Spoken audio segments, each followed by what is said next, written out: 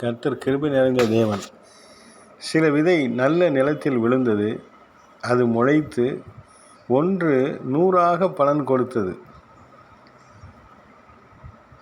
இவைகளை சொல்லி கேட்கிறதற்கு காதுள்ளவன் கேட்க கடவன் என்று சத்தமிட்டு கூறினார்.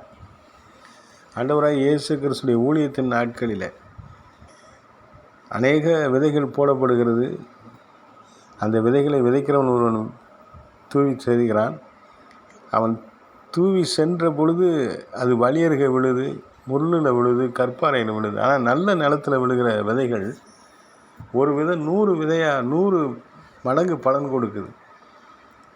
ஒரு விதை 100 பலன் கொடுக்குது, 100 மடங்கு ஆசீர்வாதத்தை கொடுக்குது. நிலம் நல்ல நிலம், விதையில் குறையில்லை. கர்த்தருடைய வார்த்தையில், சுவிசேஷத்தில், கர்த்தருடைய சிலுவை மரணத்தில், உயிர்த்தெழுதலில், கர்த்தருடைய சித்தங்களில், கர்த்தர் நோக்கத்தில், கர்த்தர் நம்மை வழி நடத்துகிற காரியத்தில் குறைவுகள் இல்லை. ஆனால் விழுகிற நிலமாகிய நம்முடைய மனசு எப்படி இருக்குது?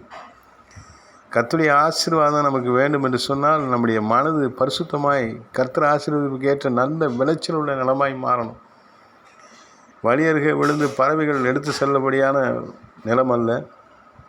முள்ளில் விழுந்து நெருக்கி போடுறதில்லை. கற்பாறை நிலத்தில் விழுந்து டக்குன்னு எமோஷனில் டக்குன்னு ஒத்துக்கிட்டு அதுக்கப்புறம் பார்த்திங்கன்னா பின்வாங்கி போகிற நிலமை. ஆனால் நல்ல நிலம் பொறுமையாக நல்லா கேட்டு மெதுவாக வளரும். மெதுவாக தான் வளர்ச்சி கொடுக்கும், ஆனால் நல்ல தரமான வளர்ச்சியை கொடுக்கும். நம்ம படுற பிரயாசம் 1 மடங்கு பிரயாசத்துக்கு 100 மடங்கு ஆசீர்வாதத்தை கொண்டு வரும். உங்கள் வாழ்க்கையில் உங்கள் உழைப்பு, உங்களுடைய பொருளாதாரம், உங்களுடைய பக்தி, நீங்கள் செலுத்துகிற பணம், தர்மம், கடவுளுக்கு செலுத்துகிற காணிக்கைகள், இவைகள் எல்லாவற்றிலும் நல்ல விளைச்சலுள்ள இடத்த கண்டுபிடிங்க. உயிருள்ள தெய்வத்துக்கு இன்றைக்கு உயிருள்ள மனிதர்களை நேசிக்கிற ஒரு குணாதிசயம் உயிருள்ள தெய்வத்துக்கு இருக்குது. உயிருள்ள ஒரு மனிதனுக்கு உயிருள்ள தெய்வம்தான் தேவை.